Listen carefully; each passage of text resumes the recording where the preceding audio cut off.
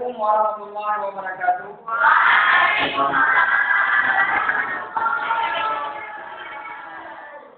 Video for you. Answer. This video for you. You have to answer this video for you too.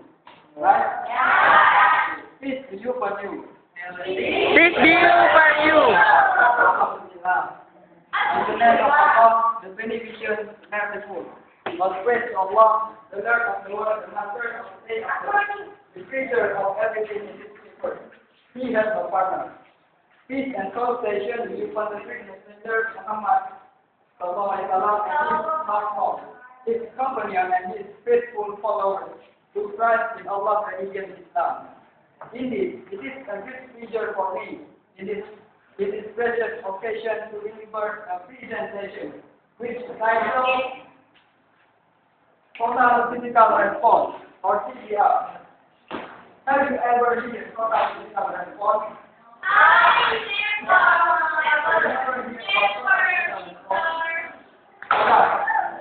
Before presentation of total physical response, you must know what does it mean about total, what does it mean about physical, and what does it mean about response.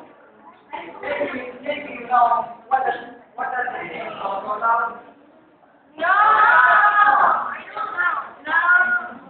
You don't know what does it mean about total? No! Total is fully, right? Fully. For example, I did homework totally. I did homework fully. That it means sungguh-sungguh or dengan total, dengan right? Next, what does it mean about physical?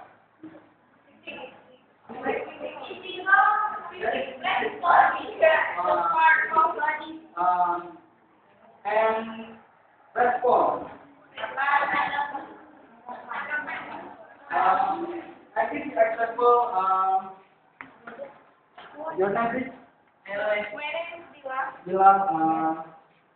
Dila, please stand up, please. Right?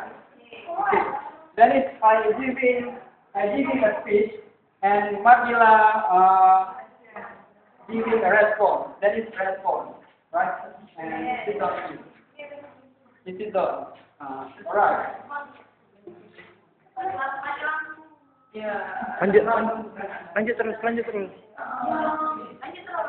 Okay. Because you want to know about total physical and response, and what does it mean about total physical response, right? Total physical response is a method of teaching language built around the coordination of speech and action, right? Action. Maybe I have giving example with Madila Ramadhani.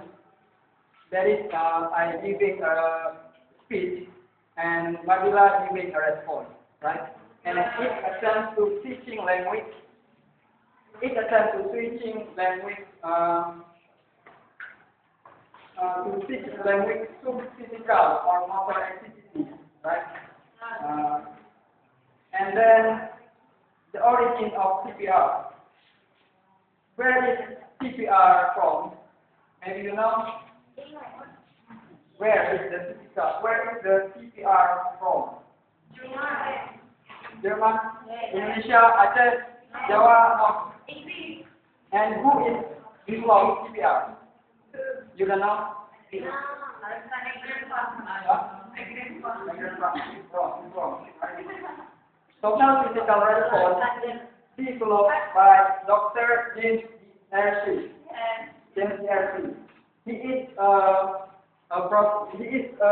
professor of psychology at San Jose State University, California. You know California?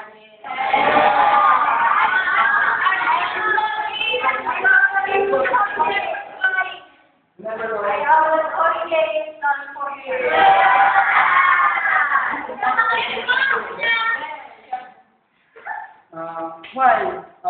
Why did the Asia develop CPR? Why? observe that the dropout rate of second language students in a traditional program is often high at 95%. Jadi mengapa Dr. James GRC mengembangkan metodologi total physical response? Karena ia mengamati bahwa perkembangan bahasa kedua lebih tinggi daripada bahasa pertama. Ya. Sekarang basic example, lebih banyak orang menggunakan bahasa Indonesia daripada menggunakan bahasa Cina. Kan? Kemudian he wondered why so many people have a hard time learning a second language. Although almost no one has no trouble while learning their first language. Ya kan? Bahasa kedua itu umumnya lebih sulit daripada bahasa pertama. Inilah yang menjadi landasan mengapa James GRC mengembangkan metodologi total physical response. Kemudian what interpretation are she about total physical response? Bagaimanakah pengertian CPR menurut James GRC? Total physical response, according to GRC, is based on the premise that the human brain has a biological program for acquiring any natural language on Earth, including the sign language of the deed. Jadi total physical response ini menurut James GRC adalah suatu didasarkan atas pendapat bahwa otak manusia ini mempunyai program biologikal yang untuk memperoleh beberapa bahasa natural seperti bahasa gerak tubuh. Jadi the process is visible when we observe how infants internalize their first language. Jadi proses ini terlihat ketika seorang bayi menginternalize atau mengembangkan proses bahasa pertamanya. Jadi bahasa pertama bayi itu bukan bahasa seperti kita ngomong sehari-hari. Jadi bahasa pertama bayi itu berupa gerak tubuh.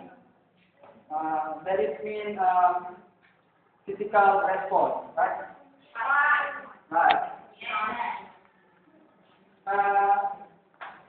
And then what is approach of CPR? Pendekatan dari total physical response. James GRC draws on several traditions about approach of CPR. That is developmental psychology. You know developmental psychology? No. Psychology.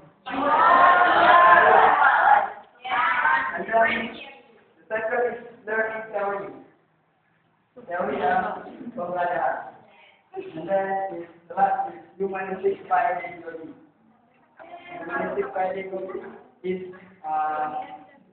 ilmu yang bisa mendidik manusia. Developmental psychology.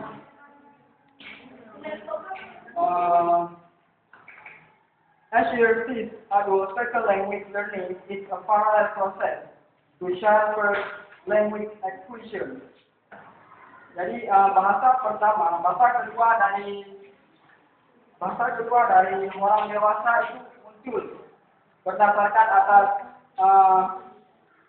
proses paralel, proses yang reguler ya, bertahap. Dari mulai dia bayi dia sampai dia dewasa. Dan ini muncul karena proses developmental psychology. Kemudian yang kedua adalah learning theory. Dalam total physical response, learning theory, CPR reflects a grammar's best view of language. Jadi dalam pengajaran total physical response, kita memberikan instruksi berdasarkan atas grammar. Kemudian most of the grammatical structure of the target language and hundreds of vocabulary items can be learned effectively. Jadi pemahaman grammar dan penguasaan vocabulary atau kosakata lebih efektif dalam mengajarkan total physical response. Kemudian humanistic pedagogy is the last approach. Humanistic pedagogy is a concern for the role of effective of emotional factors in language learning. Ini adalah suatu kaitan dalam emosional. Jadi ketika murid-murid belajar, ada pengaruh dari faktor emosional. Jadi emosi kita bisa mengembangkan pendidikan kita. Ini adalah humanistic pedagogy, ilmu yang bisa mendidik manusia.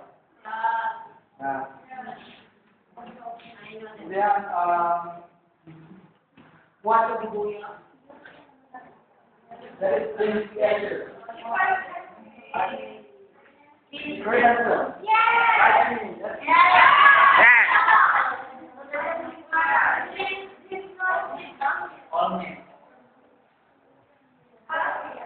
The first of CPR, fundamental psychology, learning theory, and humanistic pedagogy.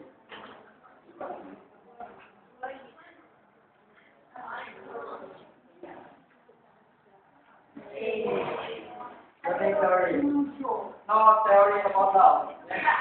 Theory about success.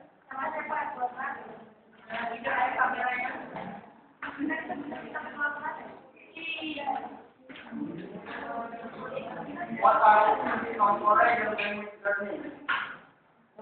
Every someone has a inhibition in foreign language learning. Jadi setiap orang itu mempunyai hambatan dalam belajar bahasa kedua atau bahasa orang lain. Jadi apa hambatannya? Asia draws on three rather influential learning. Asia ini menarik atas tiga pengaruh yang mempengaruhi seseorang dalam belajar bahasa kedua. Yang pertama adalah SEO program. What is SEO program? SEO program adalah developmental psychology, perkembangan psikologi. And that is brain digitalization, perkembangan otak. And reduction of stress. So, stress ini bisa mempengaruhi perkembangan pendidikan kita. Semakin kita stres yang makin mendalam, maka proses pendidikan kita makin berpengaruh. Ya.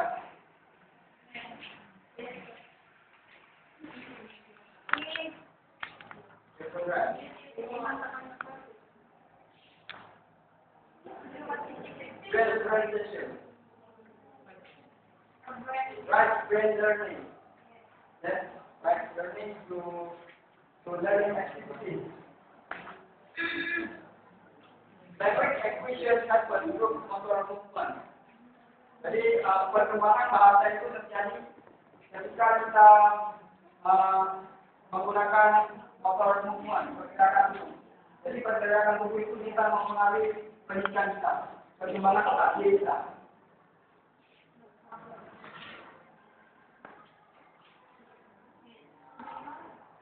Production of